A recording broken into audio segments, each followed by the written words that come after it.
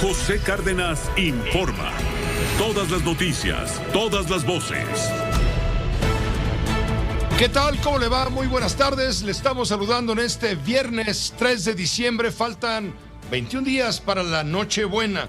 Hoy, por cierto, es el Día Internacional de las Personas con Discapacidad. El secretario general de las Naciones Unidas, Antonio Guterres, afirmó este viernes que las personas con discapacidad se encuentran entre las más afectadas por la pandemia del coronavirus. Con motivo del Día Internacional de las Personas con Discapacidad, que se celebra cada 3 de diciembre, Guterres resaltó que la COVID-19 ha dejado al descubierto las persistentes barreras y desigualdades a las que se enfrentan los 1.000 millones de personas con discapacidad del mundo. El titular de la ONU destacó que tanto la respuesta a la pandemia como en la fase posterior de recuperación deben estar guiadas por las propias personas con discapacidad para forjar alianzas, abordar la injusticia y la discriminación, ampliar el acceso a la tecnología y fortalecer las instituciones a fin de crear un mundo post-COVID-19 más inclusivo, accesible y sostenible. Del mismo modo, instó a todos los países a aplicar por completo la Convención sobre los Derechos de las Personas con Discapacidad, aumentar la accesibilidad y eliminar las barreras jurídicas, sociales, económicas y de otro tipo mediante la participación de las personas con discapacidad y de las organizaciones que las representan. Equipo que hace posible esta emisión informativa cotidiana de Grupo Fórmula Noticias. A nombre del coordinador confirmado, pues de qué otra manera decirlo, Carlos Urdiales, ¿cómo te va? Buenas tardes. Muy buenas tardes, Pepe. Muy bien, muchas gracias. Y yo los saludo a nombre de los contagiosos de la información: Isaac Morán, Óscar Holguín, Héctor García Vega y Francisco Rosales. Charlie Pérez y Juan Carlos Martínez en la producción, la asistencia general de Claudia Medina y el agradecimiento de siempre a Uno TV por las facilidades para la producción de esta emisión informativa cotidiana de Grupo Fórmula. Pepe. Gracias, Carlos. Vamos directamente con lo más relevante en este momento. Un resumen primero para compartir con usted lo que seguramente ya sabe, y si no, estamos para decírselo en este momento. Fue confirmado el primer caso de contagio por la variante Omicron de COVID-19 en México. Se trata de un empresario de origen sudafricano de 51 años de edad, quien llegó a nuestro país el pasado 21 de noviembre. 6 días después, presentó sintomatología característica de COVID-19. Fue hasta el 29 de noviembre que recibió atención médica en un hospital privado. El cuadro clínico muestra contagio leve en el caso de este pariente. Esto lógicamente ha llamado muchísimo la atención, tratándose, insisto, del primer caso identificado ya oficialmente por las autoridades ocurrido en nuestro país. Entre tanto, el presidente de la República descarta, desde temprano lo dijo en la mañana desde Morelia, Michoacán, descarta que la variante Omicron represente más riesgos. Eso no significa, que es lo que hemos venido planteando, que haya más riesgos o que, como se llegó a decir, que era tan peligrosa esta nueva variante que no servía la vacuna. Ya se ha ido aclarando de que la vacuna sí protege de todas las variantes. Por eso no debe de haber preocupación, mucho menos sensacionalismo de los medios, amarillismo para atemorizar sin elementos. Esto lo dijo el presidente de la República, le digo en el contexto de la conferencia mañanera que hoy tuvo lugar allá en Morelia, Michoacán. Por cierto, el presidente de la República, a la hora que comentó esto, todavía no le habían dicho que estaba confirmado el primer caso de contagio por la variante Omicron. Entre tanto, el doctor Hugo López-Gatell, quien a través de redes sociales, pasadas las 10 de la mañana, confirmó este primer caso de contagio en México, él reconoce que es esta variante más transmisible, pero no más agresiva. Esta variante puede tener mayor transmisibilidad comparado con otras variantes previamente identificadas. pero no existe ninguna evidencia hasta el momento que muestre que esta variante es más virulenta, es decir, capaz de crear enfermedad más grave o mayor proporción de casos graves, tampoco mayor letalidad, es decir, la probabilidad de que las personas fallezcan, tampoco que evada la respuesta inmune propiciada ya sea por las vacunas o por la historia previa de infección, tampoco que los tratamientos existentes sean inefectivos o que las pruebas diagnósticas sean inútiles. Ninguna de esas otras características ha sido documentada para Omicron y la razón por la que se estableció su clasificación como variante de preocupación atiende fundamentalmente a el primer criterio, mayor transmisibilidad, y al hecho de que es una variante con múltiples mutaciones, son 32 mutaciones, y esto es el mayor número de mutaciones que se ha encontrado en cualquier otra variante. Fue lo que dijo el doctor Hugo López-Gatell, subsecretario de Prevención y Promoción de la Salud del SAR, anticovid en México. Al tiempo, en este contexto, la Secretaría Federal de Salud pide a los mexicanos evitar viajes no esenciales. Esta es la primera vez que durante la pandemia, ya llevamos 21 meses, se emite una alerta de nivel 3, el más alto nivel de llamado de atención. Por cierto, Claudia Sheinbaum asegura que no hay indicadores de alarma en la Ciudad de México. Entonces no tenemos hasta el momento ningún indicador que nos diga que esté aumentando el COVID relacionado con esta variante. Estamos en coordinación con la Secretaría de Salud del Gobierno de México y también con el IMEGEN, que son quienes analizan las características de las variantes del COVID, pero hasta el momento no hay nada que nos indique una alarma, ni mucho menos. Al mismo tiempo, Oliva López Arellano, la secretaria de Salud del Gobierno de la ciudad, pide lo que pide el presidente y lo que pide Claudia Sheinbaum y lo que pide todo mundo: no entrar en pánico tras haberse detectado este primer caso de contagio por la variante Omicron. Por lo pronto, el semáforo epidemiológico, se anunció, va a continuar en verde por lo menos una semana más. Esto lo anunció el responsable de información digital del Gobierno de la Ciudad de México, Eduardo Clark. Como ya saben, continuamos esta semana en semáforo verde, una semana más por lo menos. Es importante recalcar que cada 2 semanas es cuando hay oportunidad de cambio. Esta semana no hay oportunidad de cambio. Sin embargo, la notificación preliminar e intermedia que recibimos ayer nos ubica en 3.5 puntos de 40. Entonces seguimos en esa misma línea de números muy bajos dentro de la medición del Gobierno de México. Por cierto, Eduardo Clark aseguró que la próxima semana va a continuar la vacunación de rezagados de primera y segunda dosis y va a incluir adolescentes de 15 a 17 años sin comorbilidades. Sobre todo este asunto, la Organización Mundial de la Salud, que depende de la Organización de Naciones Unidas, revela que hasta ahora no hay muertes vinculadas a la variante Omicron en ninguna parte del mundo. Por aquí tengo un mapa de cómo está incidiendo en este momento la variante en el planeta. Hasta el momento hay casos confirmados, diferentes casos confirmados en 26 países, en más de los 5 continentes, Estamos hablando de Alemania, Arabia, Australia, Austria, Bélgica, Botswana, Brasil, Canadá, Ghana, República Checa, Dinamarca, Hong Kong, Israel, Italia, Irlanda, Japón, Países Bajos, Nigeria, Portugal, Reino Unido, Sudáfrica, desde luego, España, Suecia, Suiza, Estados Unidos y México. 26 países.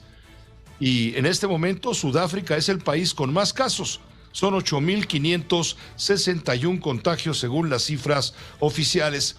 Por cierto, la Organización Mundial de la Salud está pidiendo a laboratorios farmacéuticos prepararse para ajustar sus vacunas por la nueva variante Omicron de COVID.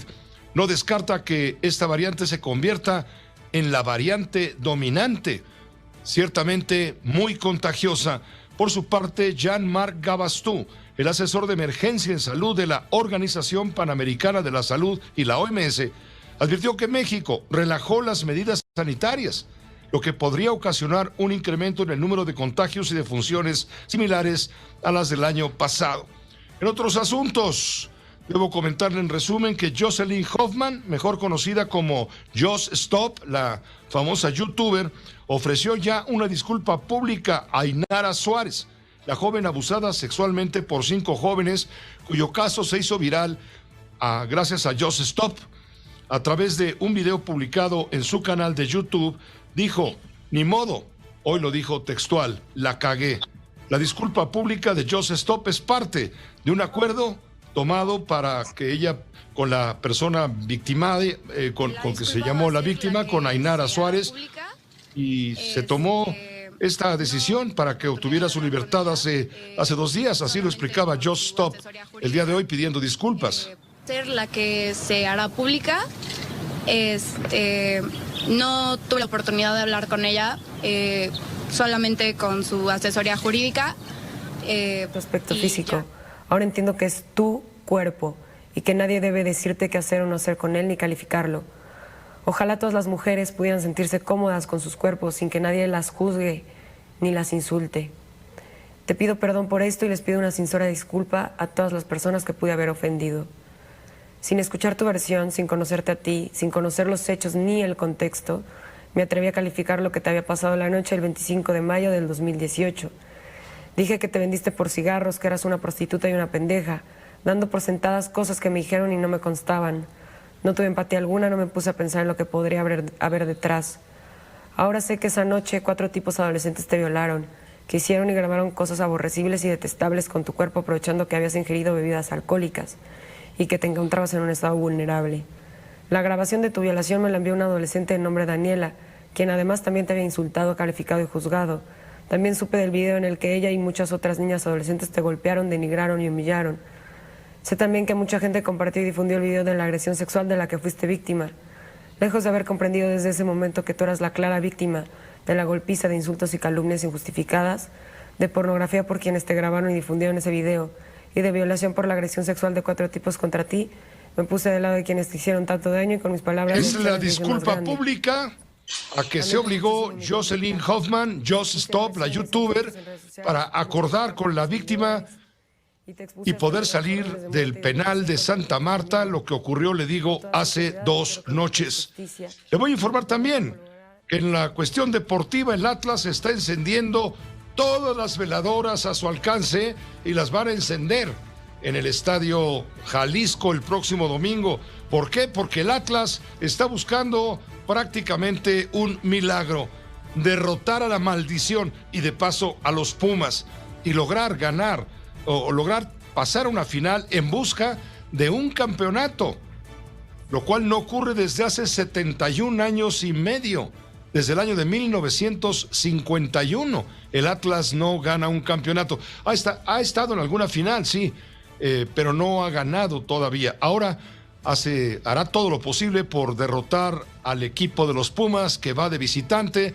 El Atlas deberá demostrar que el trabajo de todo el campeonato ha sido consistente. Vamos a ver cómo le responde el público y qué sucede, le digo, el domingo por la noche. Y en las carreras de coches, Lewis Hamilton domina las primeras prácticas libres del Gran Premio de Arabia Saudita en un hermoso circuito completamente novedoso, peligroso por cierto, porque está rodeado de muros y cualquier error puede costar muy caro, como le ocurrió a Charles Leclerc en las pruebas de las prácticas libres.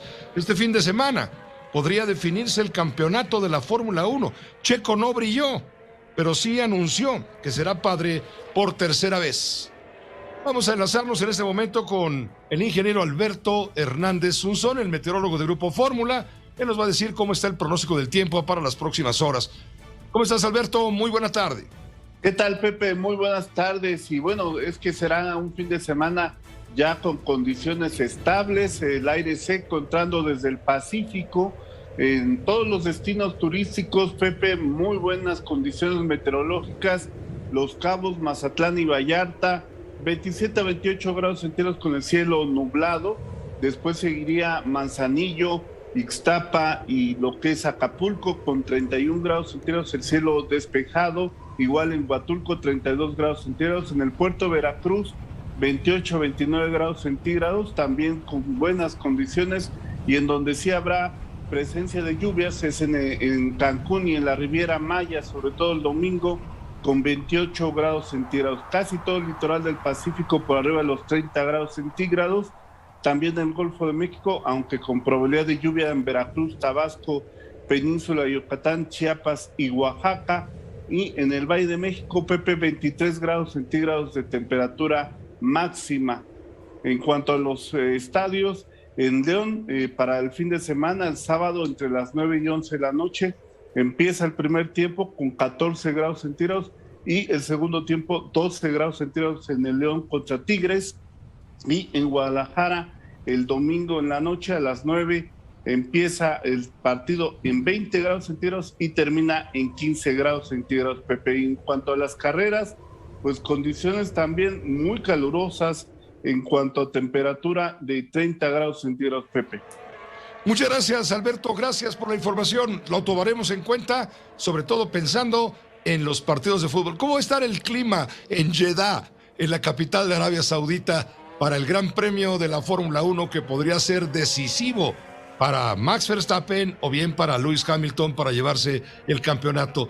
¿Tienes a mano ese dato o lo buscamos después? No, son condiciones adversas porque no solo es la temperatura muy elevada, de 28 a 29 grados centígrados, sino que la humedad es muy, muy seco, el ambiente menos de 30%, así que el desgaste para todos los pilotos va a ser muy significativo en este nuevo circuito allá en Medio Oriente, Pepe. En Jeddah, en Arabia Saudita. Muchas gracias, Alberto. Un saludo muy cordial. Suerte para el Atlas, Pepe. Buenas tardes. Ándale, a ver si se te hace ahora sí, ¿verdad? A ver si lo logras después de 71 años y medio, que también cuenta el medio. Que estés muy bien. Hasta luego, Pepe. Buenas tardes. Dicen aquí en el equipo de producción, no, ¿cuál Atlas? Ah, pues es que ellos no son de Jalisco. La mayoría son de acá, son chilangos y dicen, no, Pumas es de la cuna, son Pumas desde siempre. Vamos a ver qué es lo que sucede si reacciona Pumas, que lleva un gol en contra, como usted vio ayer, en el partido que tuvo lugar en el Estadio México 68 de Ciudad Universitaria. Hubo un despliegue de 2.500 policías. Afortunadamente no fue necesario echar mano de la fuerza pública. Le quiero informar, para cerrar este resumen, que ocurrió un choque entre tráileres que dejó un muerto y 5 heridos. Esto ocurrió en la autopista Arco Norte. Estamos mostrando a través de Telefórmula imágenes de este accidente. Que le digo, dejó un muerto y 5 heridos como saldo de este choque. Fueron 3 tráileres, chocaron en la mañana entre el kilómetro 204 y el 207 de la autopista Arco Norte. Ocurrió a la altura del municipio de Españita, en Tlaxcala, y provocó que uno de los vehículos se incendiara, por lo que al lugar acudieron bomberos de Tlaxcala para sofocar las llamas. También arribaron elementos de la Cruz Roja Mexicana y de Protección Civil para realizar labores pertinentes y atender el siniestro. Se informó de manera extraoficial que una persona murió calcinada debido al percance. Hasta el momento suman 5 los heridos debido a este choque. Sucedió, le digo, esta mañana de viernes en la autopista Arco Norte, en los linderos del estado de Tlaxcala. Vamos a una pausa muy breve. Regresamos con usted y toda la información. Me llama la atención que el presidente de la República señale con su dedo flamígero a los medios de información que tenemos la obligación de darle a usted los datos necesarios sobre la información que usted reclama en torno, en este caso, a la pandemia y específicamente en estos últimos días a la variante Omicron. Él dice, no hagan caso del amarillismo y de los medios de comunicación escandalosos y alarmistas.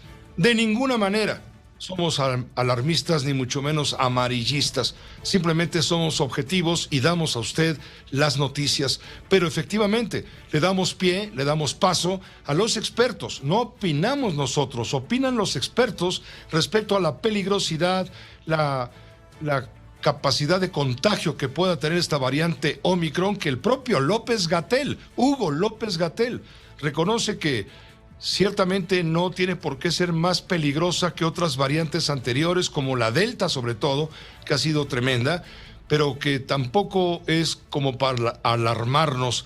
Y en esto sí coinciden la mayoría de los científicos consultados. Por lo pronto le voy a comentar que la Organización Mundial de la Salud, este organismo que se encarga de ver todo este tema de la pandemia desde hace ya casi 2 años, un organismo que depende de la Organización de las Naciones Unidas, dice que por ahora no hay ninguna muerte vinculada al Omicron. Eso lo certifica y lo dice, claro, para calmar los ánimos, las ansias y las angustias.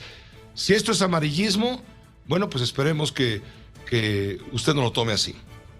La Agencia Sanitaria de la ONU reiteró que habrá que esperar otras 2 semanas para saber más sobre la capacidad de transmisión y el grado de gravedad de la nueva mutación del coronavirus. El portavoz de la OMS en Ginebra, Christian Lindmeier, subrayó que los datos que sugieren que Omicron es altamente transmisible son solo preliminares. Es preferible preparar a los países y a sus sistemas sanitarios ante la posibilidad de que se produzcan casos, porque podemos estar bastante seguros de que la variante Omicron se propagará. El vocero recordó que la variante Delta sigue siendo la predominante a nivel mundial y que se encuentra en el 90% de los países. También la OMS recomienda a los fabricantes de vacunas, a los laboratorios en todo el mundo, que se preparen para la probabilidad de tener que ajustar sus productos para que brinden protección contra la variante Omicron. Lo dijo el portavoz de la Organización Mundial de la Salud, Christian Lindmeier. Sostuvo que en una sesión informativa de la ONU en Ginebra que la agencia está estudiando la transmisibilidad y la gravedad de la variante detectada por primera vez en el sur de África, en Sudáfrica, el mes pasado. Es muy recomendable que los fabricantes de vacunas empiecen a planificar con antelación y prevén la probabilidad de tener que ajustar la vacuna existente. Hasta ahora, la variante Delta sigue siendo la dominante en todo el mundo y representa más del 90% de las infecciones, es lo que dice la Organización Mundial de la Salud. Está en la línea telefónica el doctor Javier Tello. Él es médico, cirujano y analista en materia de políticas de salud, a quien le agradezco muchísimo, como siempre, su buena disposición con la audiencia de Grupo Fórmula. Doctor Javier, qué gusto escucharte y saludarte. Muy buenas tardes. Buenas tardes, Pepe, ¿qué tal? Gracias. ¿Qué tan alarmados están ustedes, los que saben de esto mucho más que nosotros, que cualquiera? ¿Qué tan alarmados están por la presencia del primer caso confirmado de un contagio con la variante Omicron y en general con lo que está ocurriendo en el mundo? Informábamos hace un momento a la audiencia de Fórmula que está detectada la presencia de esta variante, cuando menos en 26 países. Ayer, la doctora Lori Ann Jiménez Fabi, de investigaciones de microbiología de la UNAM, nos decía que son quizá 36 los países que están afectados. Javier, ¿cómo estás viendo las cosas? Sí, Pepe, efectivamente tenemos que estar preocupados, por eso es una variante de preocupación precisamente, porque en este momento hay cosas que sabemos y que no sabemos. Ahora bien, lo que sí es cierto es que no hay por qué alarmarse en este momento, ya que, y me voy a ir de atrás para adelante, ¿no?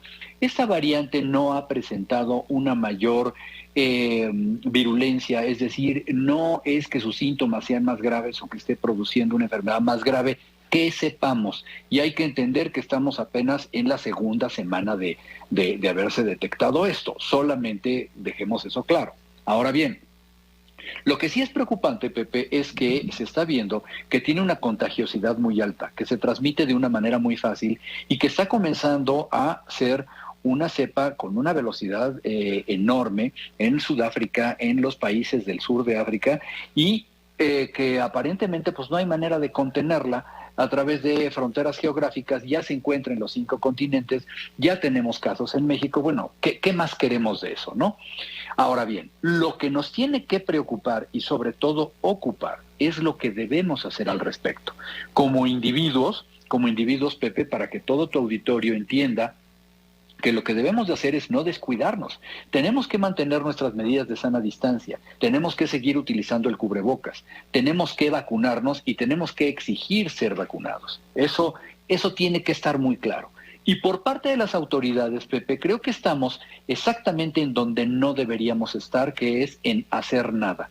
¿Por qué? Porque aunque Hugo López-Gatell dijo hoy en la mañana que se habían reforzado las medidas de control virológico, lo que quiera que eso signifique, la realidad es que en los puntos de entrada al país nadie está pidiendo pruebas, nadie le está pidiendo a los viajeros que lleguen a México vacunados como a ti te lo piden para visitar otros países, nadie está poniendo a los viajeros en cuarentena como sucede en Canadá o sucede en Japón, por ejemplo, y a nadie se le están pidiendo datos de rastreo.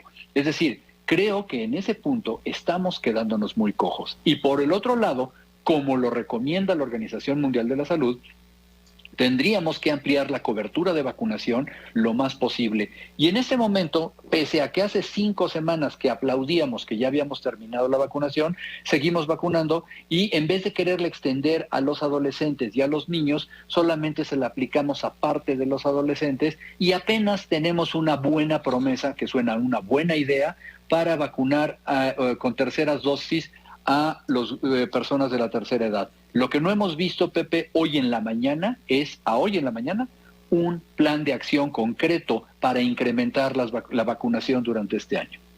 En tu opinión, ¿debería haber estricto control sanitario en las fronteras, estricto control con los visitantes nacionales y extranjeros que lleguen a nuestro país por la vía aérea? Es decir, más pruebas, y además debería haber más pruebas que no se han hecho, porque ciertamente esto da un resultado. Hay países donde aparecen más contagios, claro, porque hacen más pruebas, pero en México se hacen menos pruebas y aparentan ser menos contagios.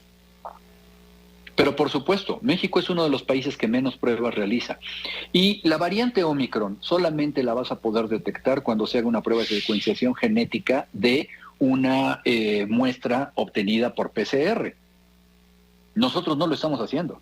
Si tú no tienes una serie de personas que sabes que les vas a hacer una prueba de antígenos cuando lleguen a México, que los que te den positivos les hagas una prueba de PCR y de esos PCR los empieces a hacer secuenciaciones, nunca los vas a encontrar. Lo que ocurre, insisto, Pepe, cuando vas a otros países es que te piden una prueba antes. Hoy, para viajar a Estados Unidos, ya necesitas tener una prueba de 24 horas, no más. Sí. Si no, no te van a aceptar. Y están pensando, en otros países tú llegas y si no te mandan a cuarentena obligatoria, por lo menos te piden una prueba 48 horas después de haber llegado. Y te hacen que tengas una app o un mecanismo de rastreo para que te encuentren y te localicen. Vayamos al aeropuerto y veamos cómo está llegando toda la gente de todos los lugares del mundo y no sabemos, ¿no? Ahora, ¿en qué ayuda que el presidente de la República de pronto nos diga esta mañana desde Morelia que la variante Omicron representa menos, que no representa más riesgos? Pues no sé que ayude en nada porque no tiene pruebas para decirlo. Vaya, nadie tiene pruebas. No sé quién le pasó ese dato, pero pues qué bueno, que seguramente se van a ganar el premio Nobel, Pepe, perdóname, porque nadie tiene pruebas en este momento de que represente menos riesgo. No hay pruebas de que sea más peligrosa, pero tampoco hay pruebas de que no lo sea. Lo sabremos cuándo, estiman ustedes, los expertos, Javier Tello, por lo que has escuchado, leído en el medio donde tú te mueves, de la epidemiología, de la infectología y demás. ¿Cuánto estiman ustedes que podrá haber mayores certezas respecto a la peligrosidad real de esta variante? Mira, yo creo que en las próximas semanas, por lo menos para mediados de este mes, ya sabremos qué está sucediendo con estos pacientes en historias normales. Ahora, hay una cosa que sí es preocupante, Pepe, ¿sí? Por más leves que sean los síntomas, si esta variante es más contagiosa, si de alguna manera empieza a brincarse la inmunidad que tiene la gente, vas a tener a más gente enferma, del nivel que quieras, pero gente enferma.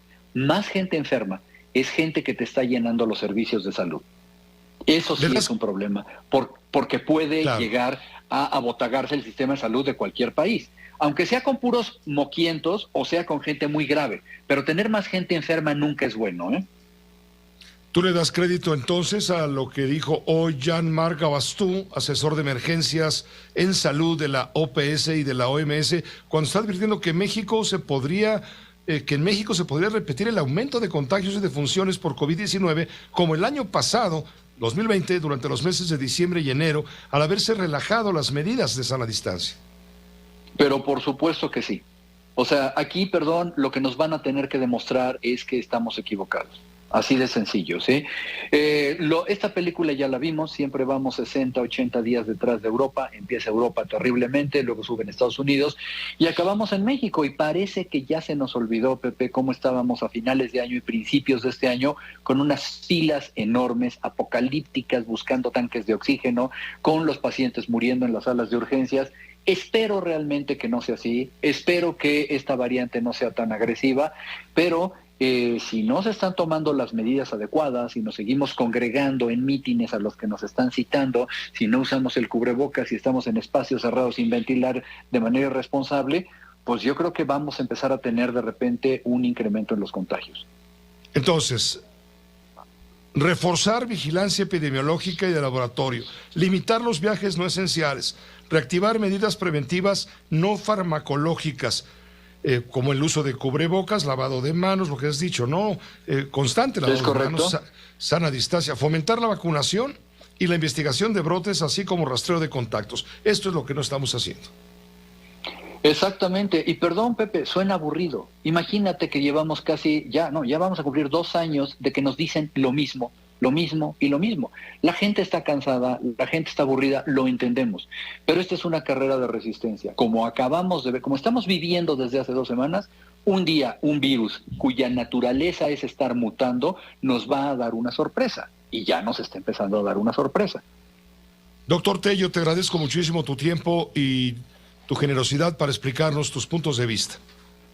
Estoy a tus órdenes, Pepe, que estés muy bien. Un saludo muy cordial, igualmente para ti. Hasta pronto. El doctor Javier Tello, médico cirujano, analista en políticas de salud.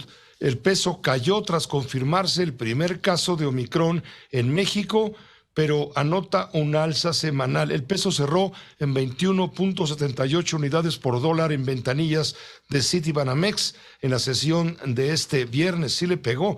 Y también el Fondo Monetario Internacional está advirtiendo que el resurgimiento de la pandemia por COVID-19 y la última variante Omicron han aumentado drásticamente la incertidumbre en torno a las perspectivas económicas mundiales y es probable que la inflación sea más alta durante más tiempo de lo que se pensaba.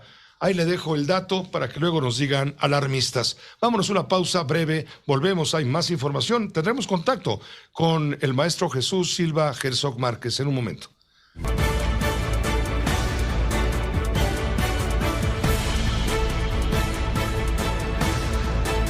José Cárdenas informa.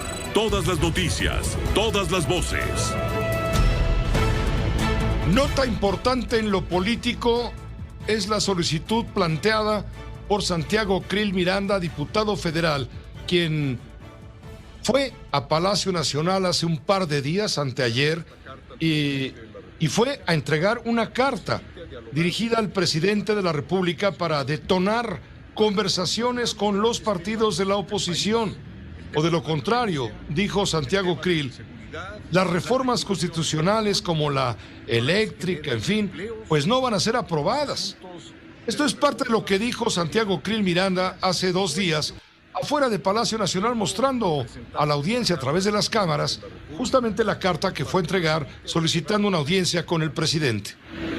Vengo a presentarle esta carta al presidente de la República para que nos invite a dialogar aquí en Palacio Nacional, para que podamos abordar los grandes temas del país, el tema de la violencia, el tema de la inseguridad, la reactivación económica, para que se generen empleos, los asuntos de la reforma en materia de energía, todo ello. Yo creo que hablando se entiende la gente, por eso quiero hacer esta petición al presidente de manera respetuosa, al presidente Andrés Manuel López Obrador.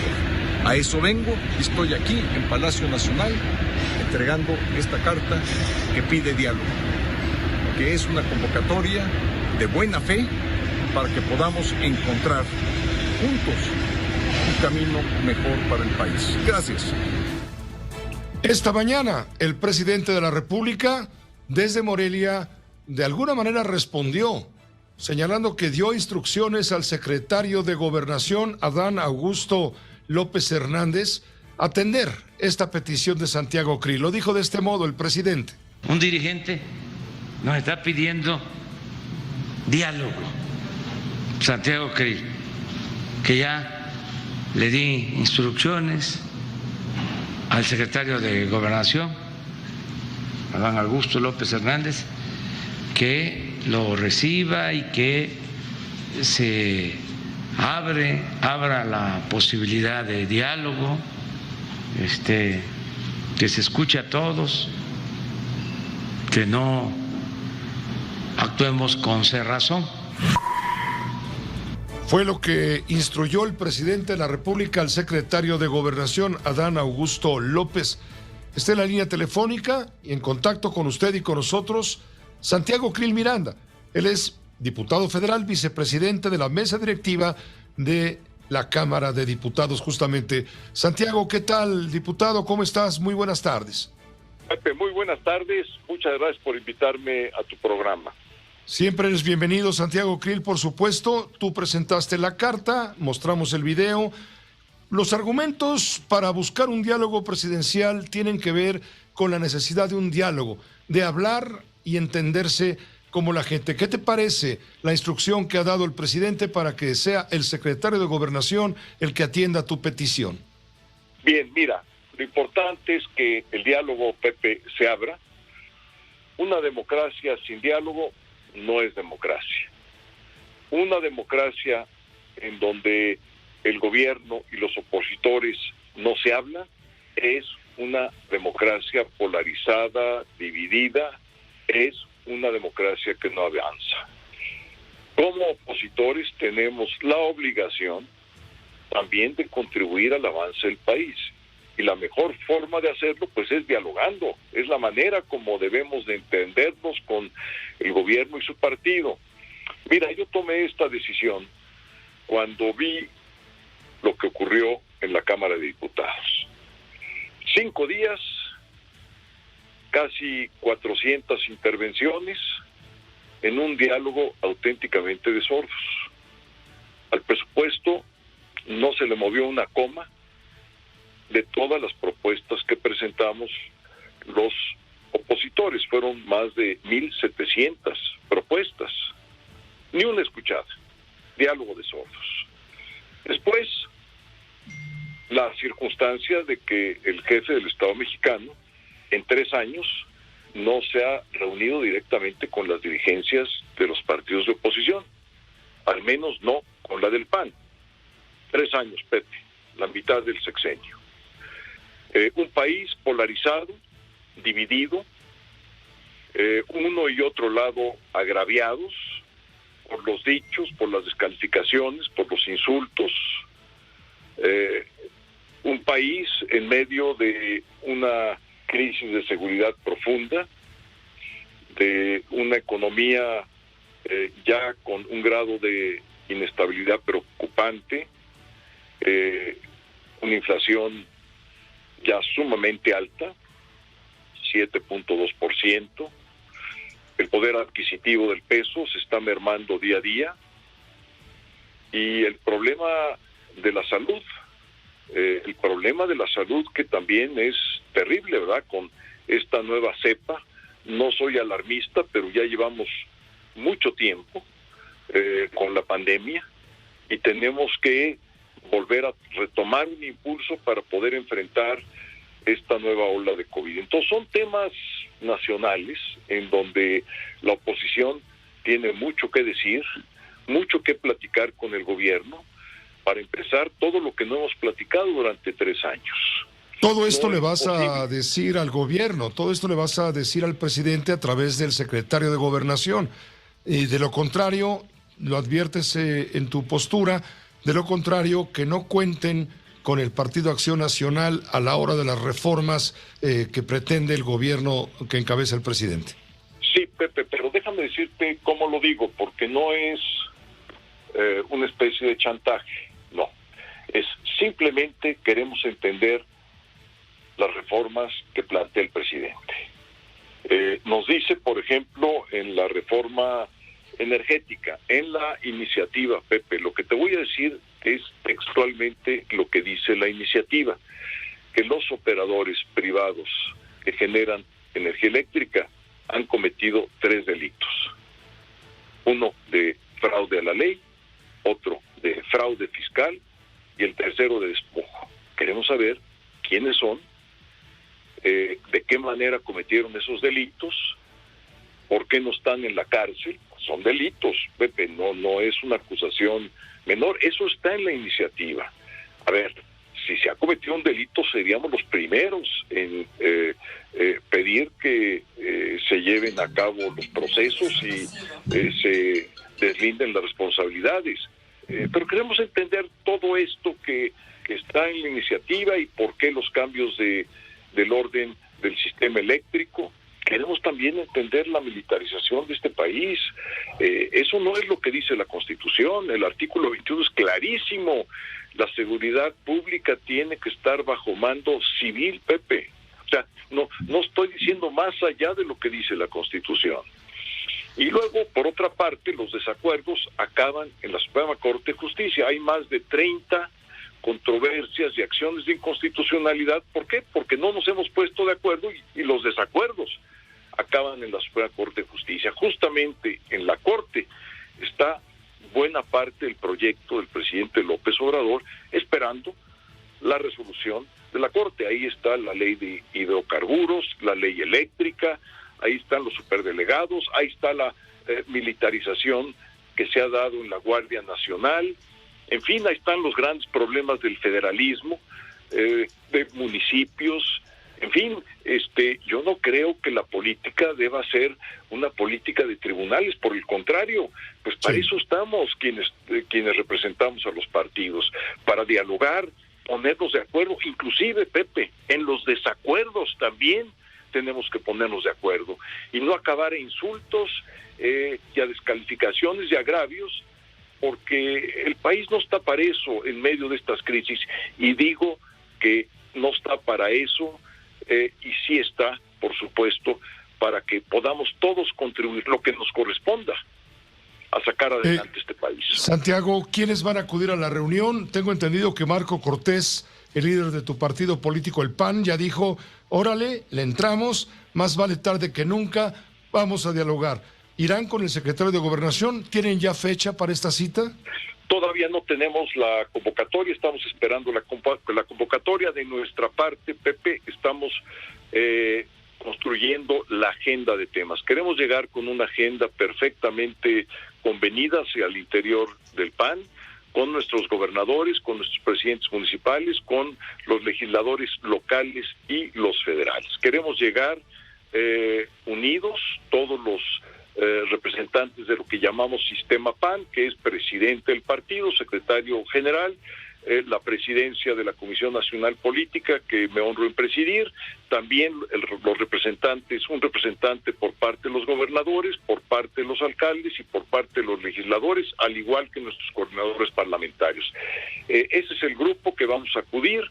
La agenda va a ser pública y público serán los resultados, Pepe.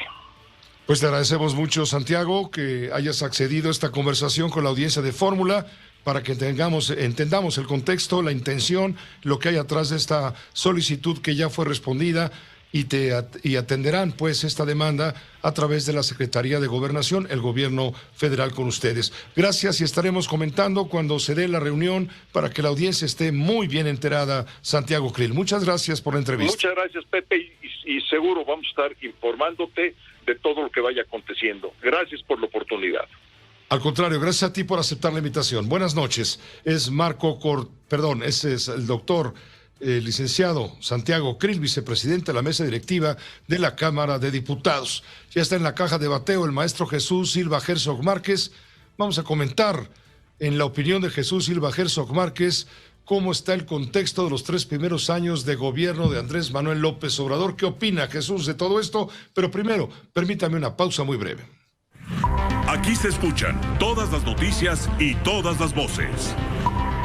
El doctor Javier Tello, él es médico, cirujano y analista en materia de políticas de salud. Y por parte de las autoridades, Pepe, creo que estamos exactamente en donde no deberíamos estar, que es en hacer nada. ¿Por qué? Porque aunque Hugo López-Gatell dijo hoy en la mañana que se habían reforzado las medidas de control virológico, lo que quiera que eso signifique, la realidad es que en los puntos de entrada al país nadie está pidiendo pruebas, nadie le está pidiendo a los viajeros que lleguen a México vacunados como a ti te lo piden para visitar otros países, nadie está poniendo a los viajeros en cuarentena como sucede en Canadá o sucede en Japón, por ejemplo, y a nadie se le están pidiendo datos de rastreo. Es decir, creo que en ese punto estamos quedándonos muy cómodos. Informa. Todas las noticias, todas las voces. Tenemos la comunicación en este momento con el maestro Jesús Silva Herzog Márquez. colaborador en este espacio de noticias en los temas de índole política. En esta ocasión, Jesús viajó de Washington y se encuentra en la ciudad de Guadalajara. Él está asistiendo a la 35ª edición de la Feria Internacional del Libro, pero no solamente va de turista, sino va a presentar un libro el día de mañana, 8 de la noche. El libro se llama La Caja de la Contradicción. Te saludo con mucho afecto, Jesús. Bienvenido a tu tierra, bienvenido a Guadalajara, Jalisco, bienvenido a la Feria Internacional del Libro. Adelántanos, por favor, de qué se trata la presentación de mañana de La Caja de la Contradicción. Buenas noches. Hola, Pedro. Perdón, la casa, sí. Sí, es La Caja de la Contradicción, el título del libro. Bueno, pues sí, se presentará el día de mañana y lo que tendremos puede ser una conversación, una discusión interesante, Pepe, porque para hablar de este libro, que es un examen crítico de la condición democrática en México, no solamente en este instante, sino pues en los últimos 20 años, lo que tendremos es una conversación con protagonistas de la vida política en estos últimos años.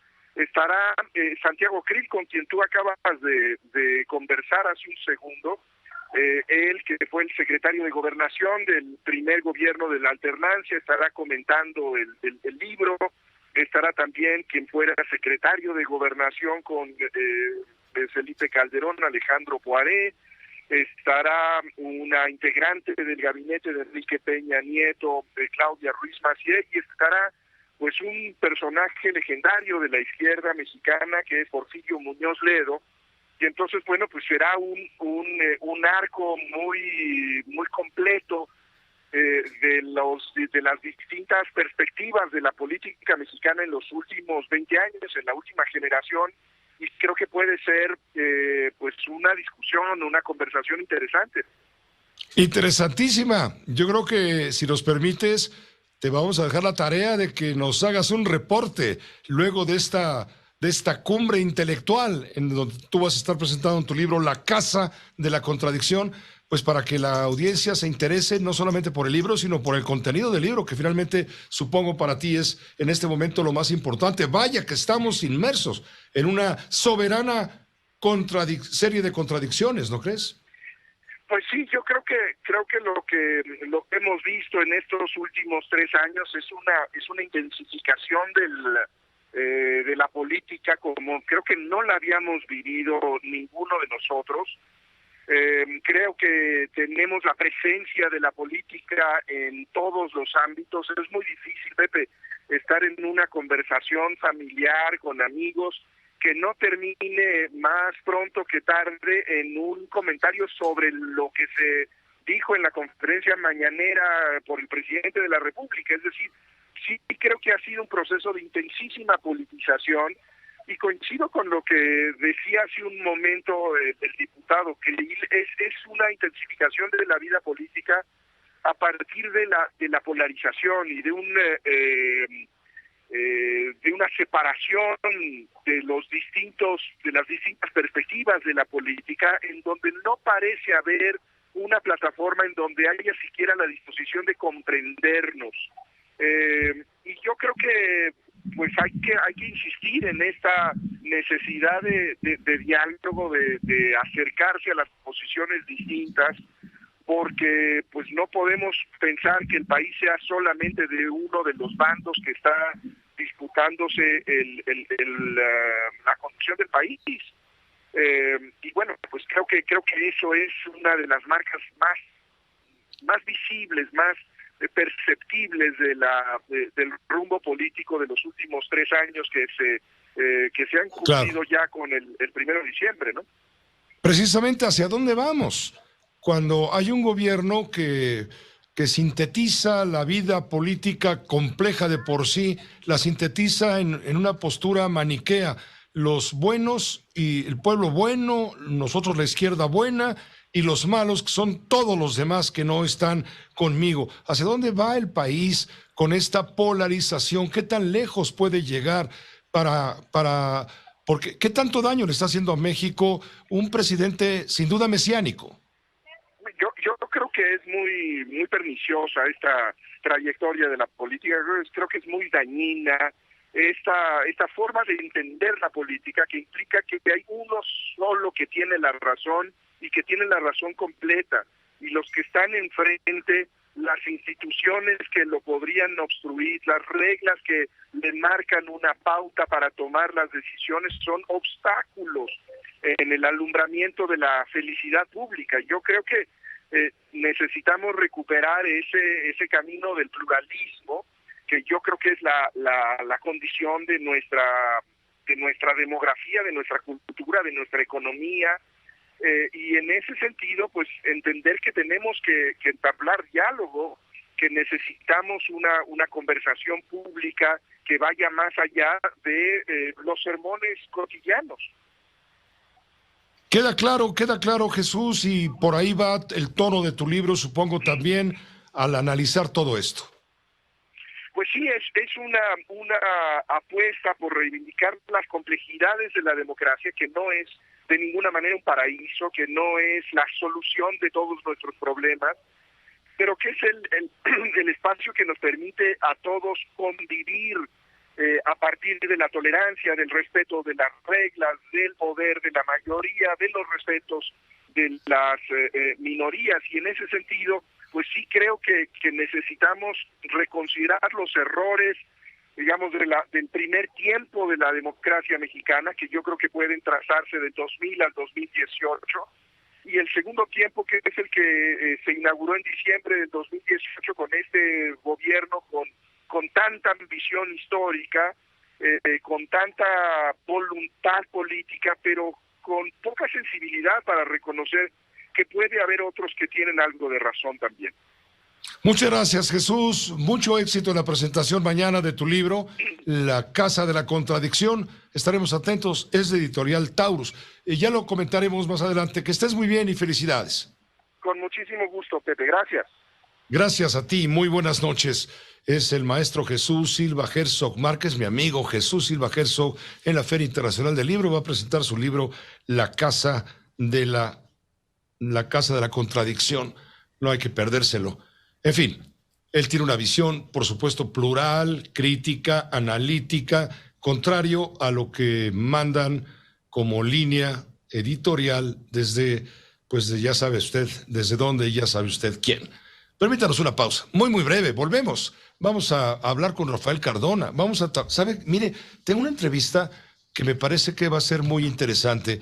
Es con Sandra Romandía, ella es columnista del periódico El Universal, directora de MX, y vamos a hablar con ella sobre el tema que hay detrás, justamente de Julio César Serna Chávez, ex jefe de gabinete del gobierno de la Ciudad de México, quien está en este momento reivindicado como responsable por el delito de enriquecimiento ilícito.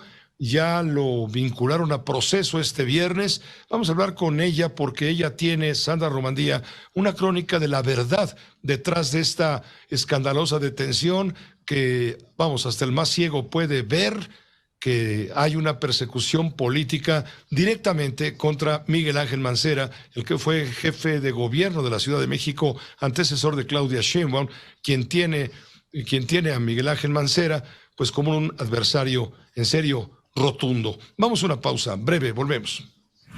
Aquí se escuchan todas las noticias y todas las voces. Santiago Krill Miranda, él es diputado federal, vicepresidente de la mesa directiva de la Cámara de Diputados, justamente. Todavía no tenemos la convocatoria, estamos esperando la convocatoria de nuestra parte, Pepe. Estamos construyendo la agenda de temas. Queremos llegar con una agenda perfectamente convenida hacia el interior del PAN, con nuestros gobernadores, con nuestros presidentes municipales, con los legisladores locales y los federales. Queremos llegar unidos, todos los representantes de lo que llamamos Sistema PAN, que es presidente del partido, secretario general, la presidencia de la Comisión Nacional Política, que me honro en presidir, también los representantes, un representante por parte de los gobernadores, por parte de los alcaldes y por parte de los legisladores, al igual.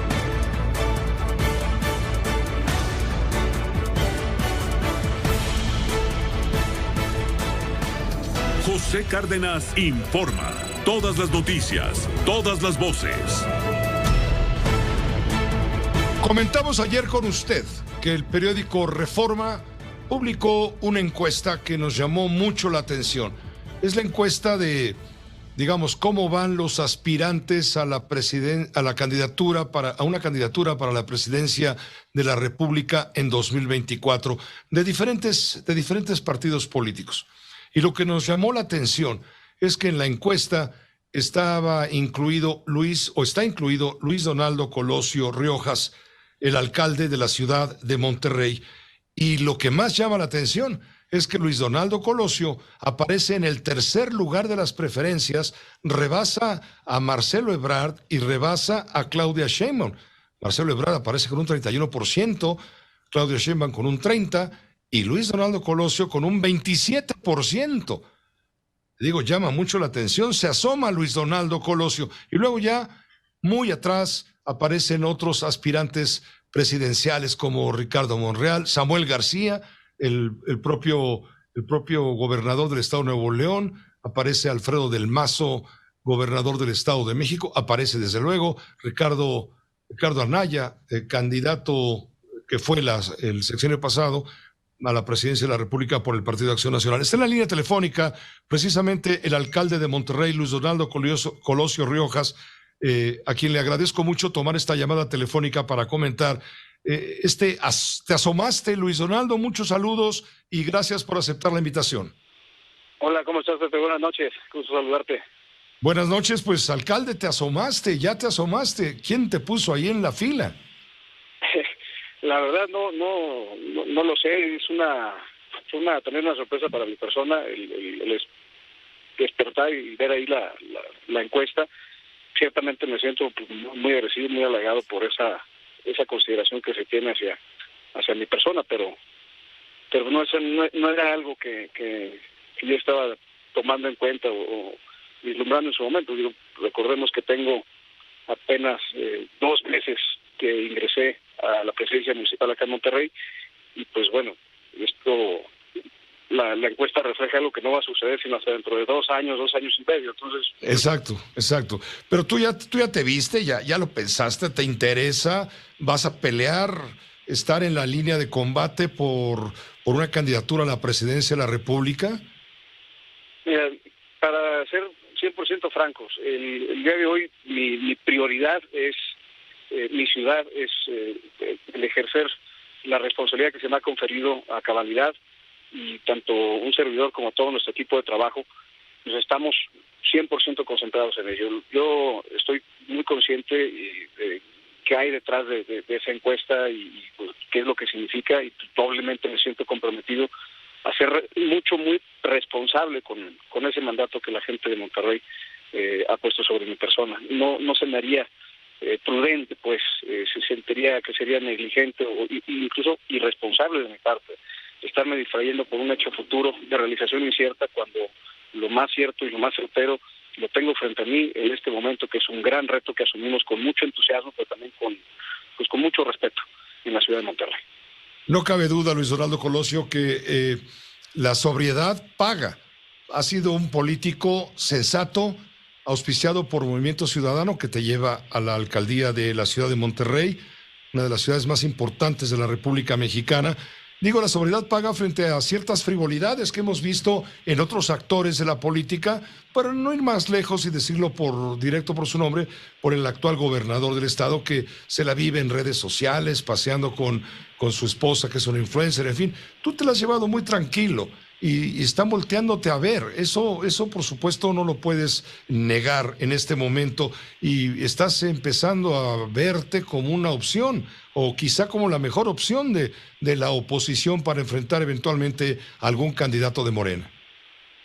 Yo entiendo también perfectamente bien lo que significa mi nombre, mi apellido, y aprecio y estoy siempre muy agradecido por esa muestra de respeto, de cariño y de entusiasmo y de expectativa también que se genera sobre mi persona por mis padres, por quien fueron mis padres. Entonces yo también entiendo que eso lleva un peso, pero también una doble responsabilidad, porque ahora es mi responsabilidad doblemente asumida, el presentar primero que nada resultados. Yo lo he manifestado ya en varias ocasiones, yo no estaría cómodo vislumbrando cualquier tipo de futuro en mi carrera política sin antes haber hecho un buen papel en la ciudad de Monterrey, especialmente si la responsabilidad es una cosa tan enorme, tan mayúscula como ser una presidencia de la República.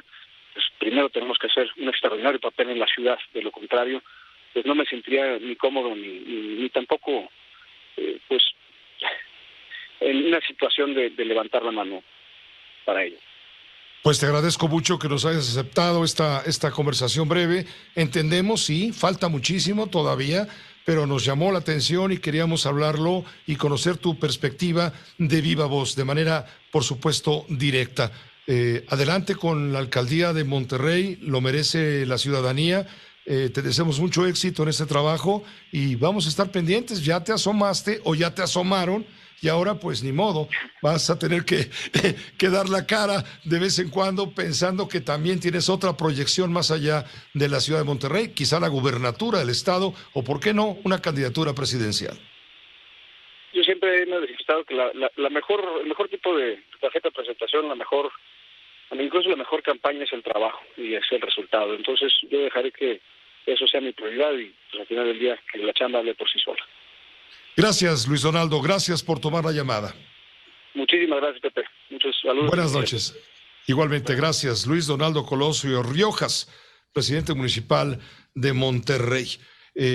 Hoy le quiero mencionar, ya está Rafael Cardona, anda por ahí Rafael Cardona.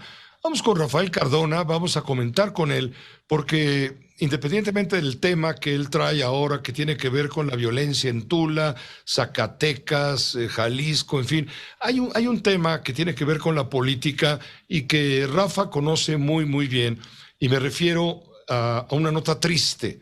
Murió Enrique Jackson, sinaloense, político priista de pura cepa y de toda la vida. Tuvo cargos muy importantes a lo largo de su trayectoria. Finalmente falleció a los 75 años de edad. Desde luego pierde la política mexicana. No era un político cualquiera.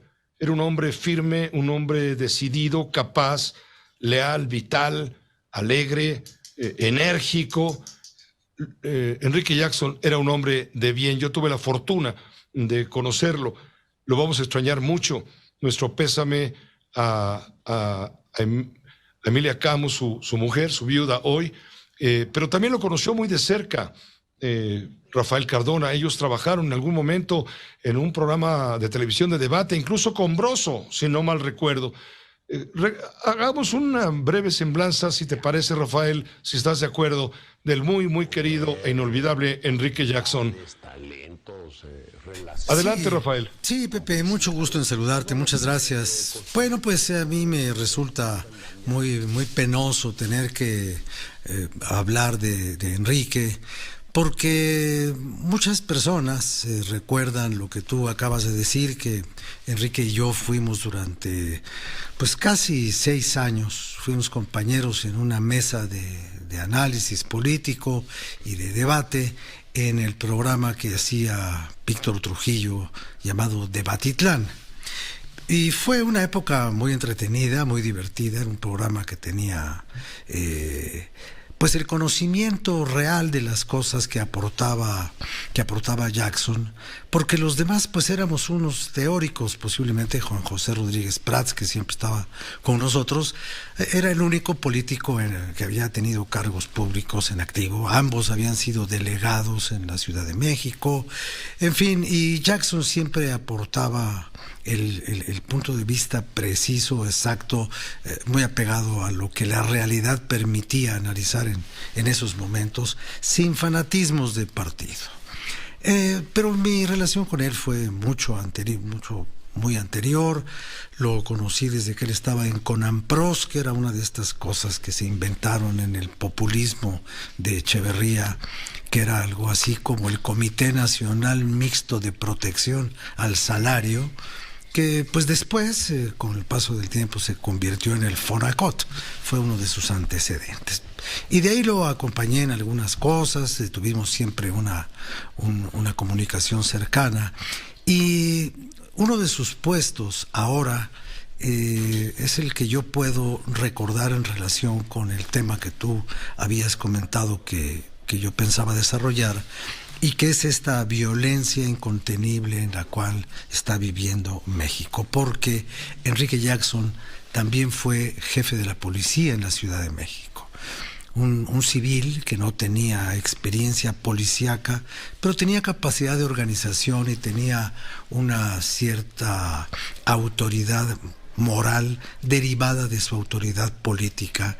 Y yo te debo decir que su gestión al frente de la policía en la Ciudad de México pues se dio en una etapa en la que no había las cosas que hay ahora. A él no lo acribillaron saliendo de su casa en Las Lomas. A él no se le presentaron los grandes crímenes que está desarrollando el cartel de Tepito, la Unión Tepito y todas estas organizaciones que funcionan gravemente en la Ciudad de México.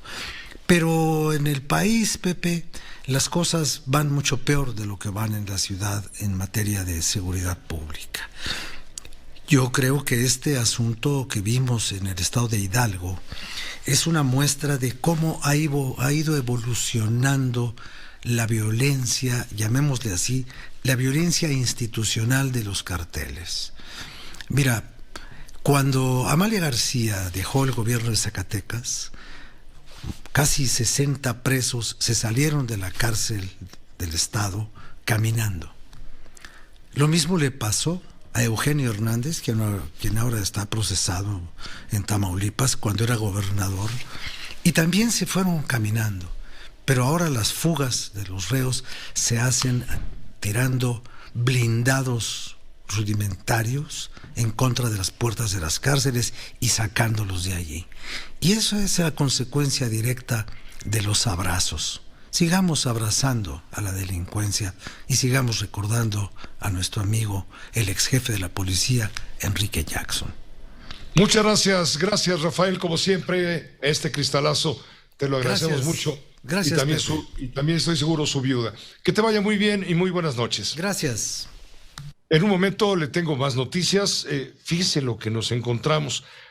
Resulta que el cártel de la Sierra, que se llama CDS, encabezado presuntamente por un personaje que se llama Onésimo Marquina, también líder de los Tlacos, en referencia al poblado de Tlacotepec, municipio de Leodoro Castillo, en Guerrero, amenazó mediante mensajes escritos a la gente, a los pobladores de Huitzuco, Guerrero, imponiéndoles un toque de queda a partir de hoy a las 6 de la tarde, a riesgo de ser asesinados.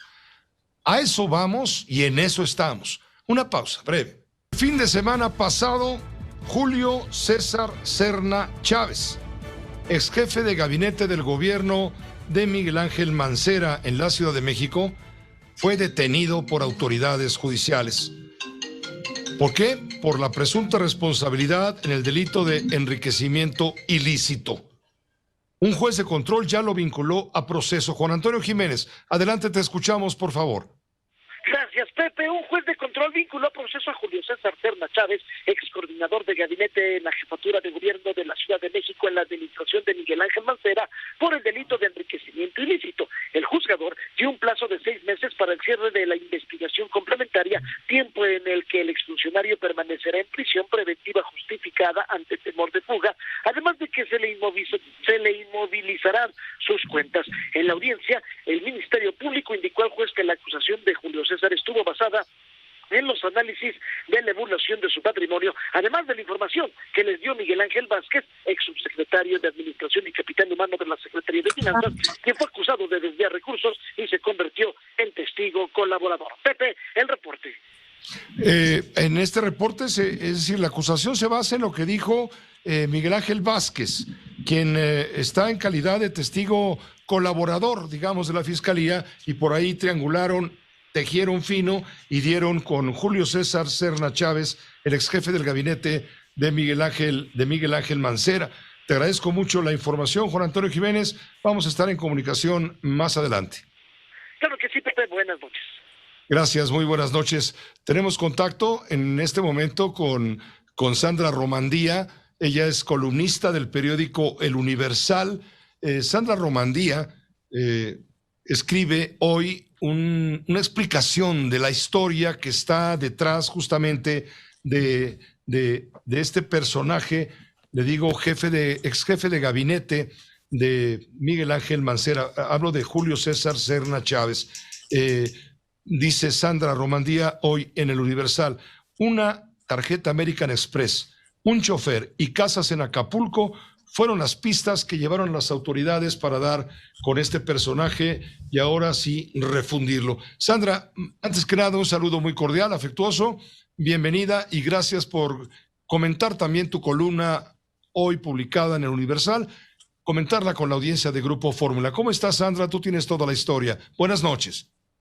Hola, muy buenas noches. Bueno, muchas gracias por la invitación y saludos a tu auditorio. Pues sí, efectivamente, esta es una historia que diríamos vamos en uno de los capítulos, ¿no? De una gran historia, que es cómo se ha ido tejiendo y conjugado este entramaje de un hilo de corrupción, por supuesto, que venía precisamente de este sexenio de Miguel Ángel Mancera, del 2012 al 2018, y que ha ido desencadenando pues en órdenes de aprehensión, capturas de varios personajes pues muy cercanos al entonces jefe de gobierno Miguel Ángel Mancera, como lo comentó en esta columna, uno de ellos Julio César Serna, que por cierto hoy se fue vinculado a proceso finalmente por enriquecimiento ilícito y uso indebido de atribuciones. Y lo que yo cuento en la columna prácticamente es un poco sobre las pistas y lo que tiene algunos de los elementos que hay en la carpeta de investigación que de alguna manera pude tener acceso por medio de varias fuentes. ¿Y qué es eso? O sea, este personaje, ex jefe de gabinete de Mancera, que aparte fue el director de la Central de Abastos del 2012 al 2016, pues empezó en ese periodo, al parecer, a comprar propiedades hasta acumular alrededor de 20 presuntamente de él. ¿Y por qué digo presunto? Porque pues todas las investigaciones apuntan a que las puso a nombre de su pareja y de su chofer. Entonces, por medio de la investigación a esos dos personajes muy cercanos a él, que por cierto no registran públicamente ningún tipo de actividad empresarial o un salario muy alto para comprar tantas propiedades, pues fue como se dio a eso, ¿no? Aparte, en las investigaciones tuvieron acceso a transacciones bancarias de una tarjeta American Express, como bien comentaste, que a veces se iba hasta el $500,000 al mes, algo que pues es muy inusual para un funcionario público que pues no pueda ganar mucho más allá que una décima parte de eso, ¿no? Claro. Lo están involucrando. Bueno, ya fue vinculado a proceso.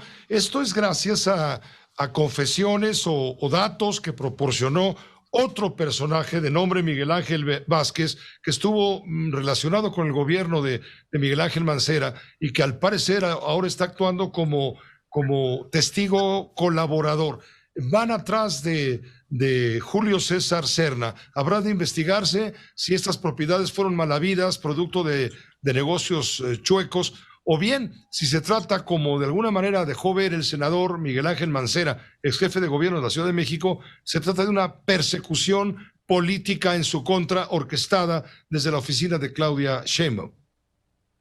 Sí, habrá que ver cómo se van tejiendo estas carpetas de investigación. Por supuesto, a veces parece que están robustas y se caen. Lo que sí puedo decir es que al menos desde la trinchera periodística, quienes hemos investigado narcotráfico en la ciudad, corrupción en la ciudad y hemos publicado reportajes, por ejemplo, cuando el gobierno de Mancera antes de salir empezó a contratar unas supuestas consultoras para trabajar el tema del ISR, lo publicamos en su momento en La Silla Rota en exclusiva, y que bueno, fueron millones de pesos que se dieron en 3 días a una consultora que supuestamente hizo el trabajo en solo unas horas.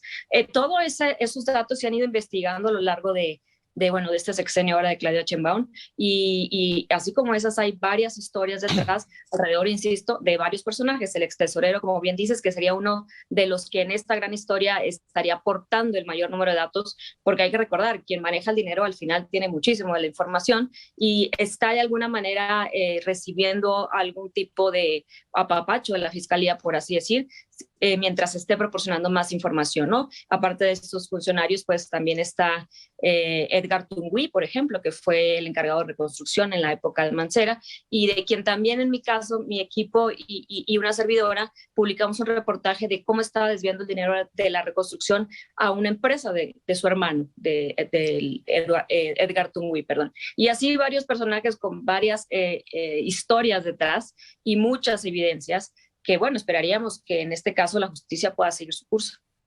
Pues te agradezco mucho que nos hayas hecho un gran resumen de tu esfuerzo contextual para entender qué hay atrás justamente de la detención y ahora orden de prisión preventiva justificada para Julio César Serna, ex jefe de gabinete de Miguel Ángel Mancera, a quien testigos que trabajaron en la central de abastos cuando él era el director anotan o dicen o alegan que él pudo formar parte de actos de corrupción graves, y la prueba está en que pues hay muchas propiedades a nombre de cercanas personas a él, su pareja, dices, su chofer, en fin, y gastos que no se justifican con el salario de un funcionario público. Habrá que deslindarse todo esto, no tenemos por qué juzgar, simplemente exponer los hechos y que sea la justicia la que determine lo que hay detrás. Y si es que se da también el caso de un asunto con tintes de carácter político para salpicar a Miguel Ángel Mancera, que no es santo de la devoción de Claudia Sheinbaum, sin duda. Así es, seguiremos pendientes de este caso y, por supuesto, de los que vengan. Muchas gracias. Gracias, por supuesto, Sandra Romandía, por estar aquí con nosotros esta noche. Buenas noches. Sandra Romandía, periodista, columnista del periódico El Universal. Si me permite, vamos a hacer una pausa. Vamos a hacer una pausa y regresamos con más información. Todas las voces. Y al cierre, Carlos Urdiales, ¿qué más tenemos? Tenemos, Pepe, lo que habías adelantado, este asunto del toque de queda impuesto por el cártel de la Sierra a los habitantes de Huitzuco, en el estado de Guerrero. Estoy contigo, Ricardo Castillo, corresponsal de Grupo Fórmula. Te escuchamos. Adelante. ¿Cómo estás, Carlos? Efectivamente, la ciudad de Huitzuco, ubicada al norte de Guerrero, vive aterrorizada por amenazas de la delincuencia organizada. A pesar de un fuerte despliegue militar y policíaco, los habitantes de la cabecera municipal han acatado un toque de queda impuesto por el crimen, y más calles lucen vacías desde las 6 de la tarde. Comerciantes de Huitzuco decidieron cerrar temprano tras una amenaza difundida la semana pasada en redes sociales, presuntamente del llamado Cártel de la Sierra, que disputa la plaza al grupo de la bandera. El transporte público también se paraliza y los vecinos prefieren mantenerse resguardados en sus casas. Asimismo, hay escuelas que suspendieron las clases. La gobernadora Evelyn Salgado Pineda estuvo ya Tenemos ahí y negó que haya un toque de queda, pero distintos medios hemos constatado que la actividad se paraliza al caer la tarde.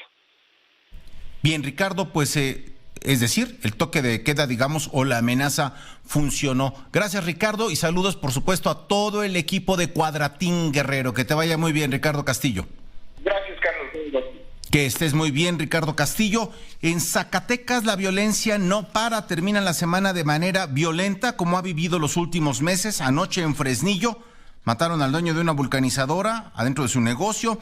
Pocas horas después, algunos minutos después, atacaron a balazos 2 hombres que se encontraban afuera de su domicilio, los mataron, y en el municipio de Guadalupe abandonaron el cuerpo de una mujer con huellas de tortura. Así Zacatecas cierra la semana, mientras que el presidente Andrés Manuel López Obrador dice que los anteriores gobiernos no se atrevían a modificar la Constitución para que la Secretaría de la Defensa Nacional y la Marina participaran en labores de seguridad pública. En nombre de todo el equipo, muchas gracias, Pepe. Esto es con lo que cerramos hoy la información.